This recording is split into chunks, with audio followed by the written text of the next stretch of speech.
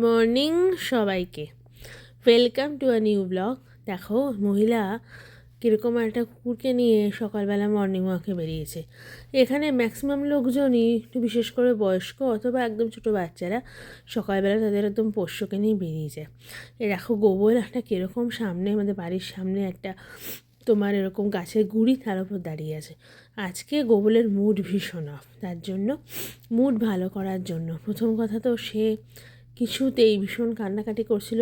একটা regular routine থেকে স্বাভাবিক যে রুটিনটা সম্পূর্ণ পাল্টে গেছে।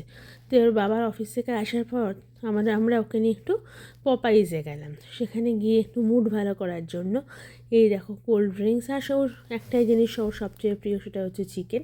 সেই চিকেন বার্গার আর তোমার কিছু উইংস নিয়ে বসে খাওয়ার পরে তাও কিছুটা হলেও মুডটা ফিরল। আদারওয়াইজ মেয়েটা প্রচণ্ড চুপচাপ হয়ে আপসেট হয়ে বসেছিল সারাদিন, ওর একদমই কিছু ভালো লাগছিল না। যাই হোক, তারপর ধীরে ধীরে মুডটা ফিরল বাবার সাথে কথা বলে।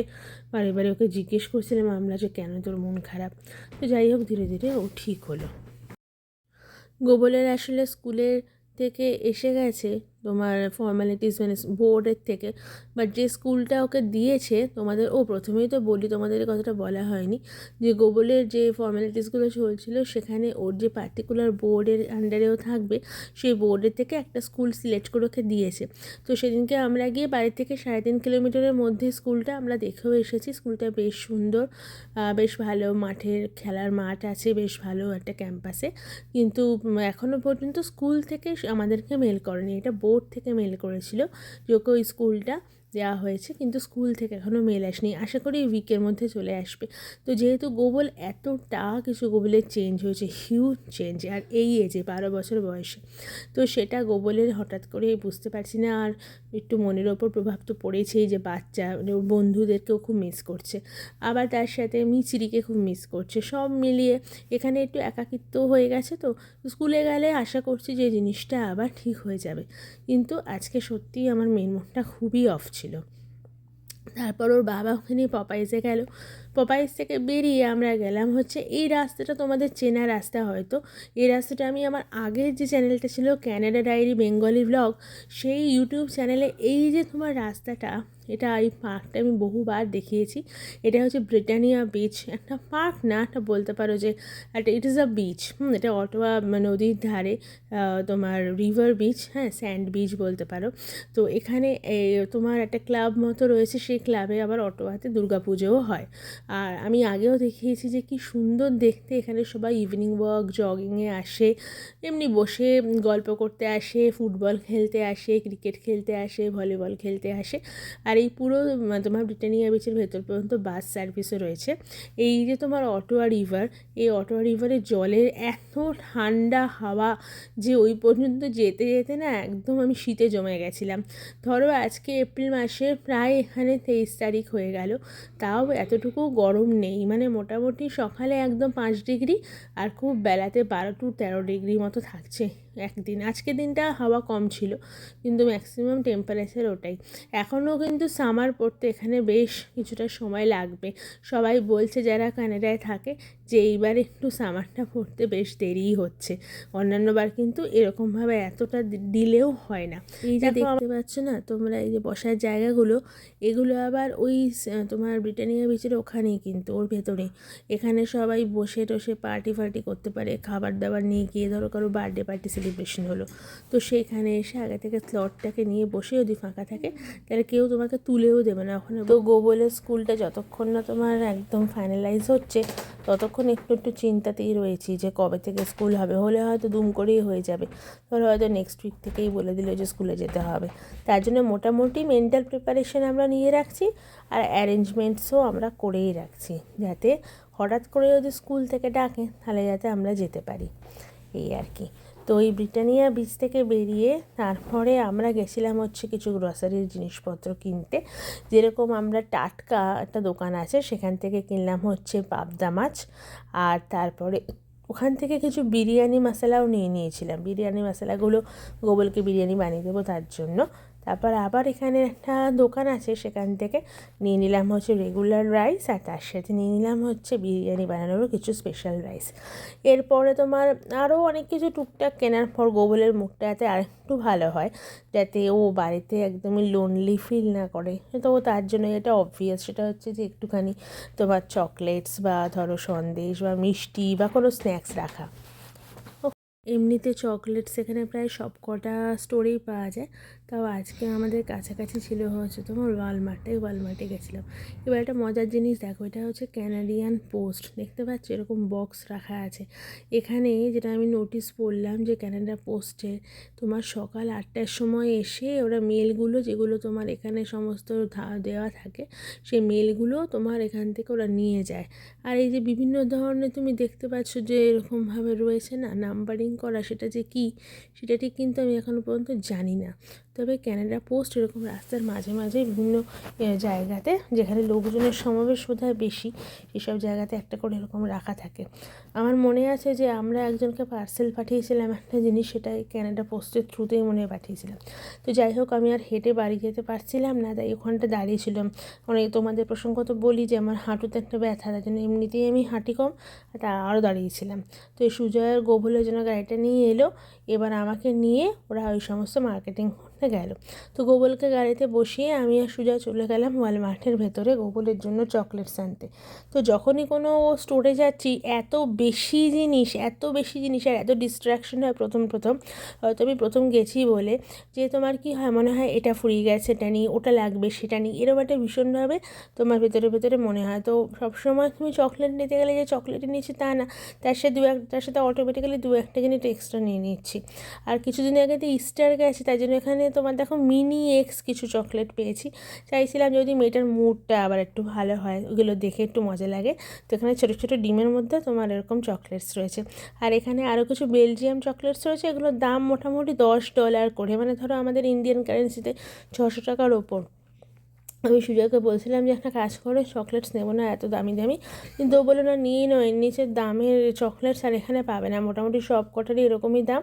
তবে লিন্ডোরগুলো দুটো মনে হয় তোমার দিচ্ছিলো $10, বাট সুইস চকলেটগুলো সাইজে বড়, তাই এগুলো একটাই তোমার দেখছিলাম, মানে সুইস বা বেলজিয়াম চকলেট, এগুলো একটাই $10 করে পাওয়া যাচ্ছিলো। তো এই সমস্ত চকলেট প্রচণ্ড হাই ক্যালোরি আর মিল্ক চকলেট, আমার তো একদমই ডার্ক চকলেট পোষায় না। তো যাই হোক, কিনে নিয়ে এলাম।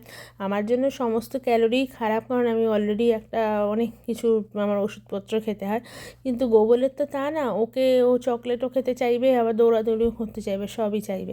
তার জন্য অবভিয়াসলি বাড়িতে বাচ্চা থাকলে এগুলো কেনা হয়েই যায়। আরও অনেক কিছু দেখছিলাম, সেগুলো খুব একটা, এগুলো একটু ছোটো বাচ্চাদের জন্যই, আমার মেয়ের এখন এগুলো ঠিক ভালো লাগবে না। অনেক রকম ছোটো পুতুল বা খেলার আইটেমস ছিল, ওগুলো কী খুব একটা ভালো জানিও না, আমার থেকে গোবল অনেক বেশি ভালো জানে। তো তোমাদের যেটা আজকে দেখাবো সেটা হচ্ছে স্টোর ওয়ালমার্টটা, তোমাকে আমি পরে ভিডিও দেবো যে কী না পাওয়া যায়। কিন্তু আর এই ওয়ালমার্টটা আমাদের বাড়ির একদম সামনের মলে, বেশর মলে। তো এখান থেকে আমাদের 5 মিনিট লাগে যেতে বাই কার, তাই আমরা কোনো কিছু ফুরালেই এখানে চলে আসি।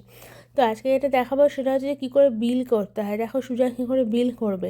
প্রথম কথা, কার্টে নিজেদেরই জিনিসগুলোকে নিতে হয়, নিয়ে তারপর সবজি নিতে গেলেও তোমাকে ওয়েট করে সমস্ত জিনিস আলাদা প্যাকিং প্লাস্টিকে করে এরকম কার্টে করে নিয়ে যেতে হবে। তারপর যখন বিলিং করবে, ওখানে বারকোড স্ক্যান করবে। দেখো ও কীভাবে করছে, এই প্রত্যেকটা জিনিসের বারকোড স্ক্যান করছে। বারকোড স্ক্যান করলে ওখানে দামটা উঠে যাচ্ছে। এইভাবে প্রত্যেকটা জিনিস যে কটা কার্টে আছে সব কটাকে বারকোড রিড করালে সেগুলোর দাম উঠে এলো। তা টোটাল আমাদের ওখানে বোধহয় কি $44 না কত পে করতে হলো। তারপর ওখানে কার্ড ট্যাপ করে, পুরোটাই অটোমেটিক আর পুরোটাই সেলফ কন্ট্রোলটা। তুমি যদি একেবারেই না পারো, তাহলে সাহায্য করার জন্য, হেল্প করার জন্য সবসময় দেখবে ছেলেমেয়েরা ওখানে ওয়ালমার্টে থাকে। আর অনেক ইন্ডিয়ানস কাজ করে, অনেক পাঞ্জাবি ছেলে বা আমাদের ইন্ডিয়ান অরিজিনের অনেক ছেলেমেয়ে এখানে কাজ করে। তো এটা দেখেও ভালো লাগে, একটু হিন্দি কথা শুনতে পাওয়া যায় আর কি।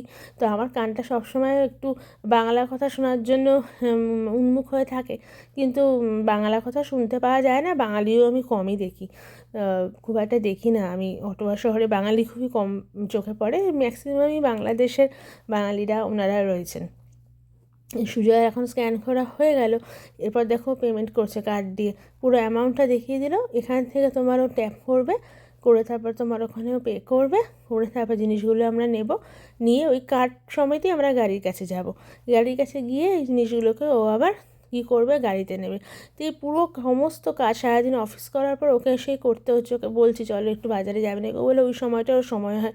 অফিসের মাঝখানে যেদিনকে বাড়িতে থাকে সেদিনকে হয়তো মিটিংয়ের ফাঁকে তাও যেতে পারবে, কিন্তু অন্য দিনগুলো না, যখন অফিস থেকে ফিরছে প্রায়শই আমাদের এটা ওটা লাগছে, কারণ একদম শুরু থেকে স্ক্র্যাচ থেকে এসেছি তো অনেক কিছুই লাগছে।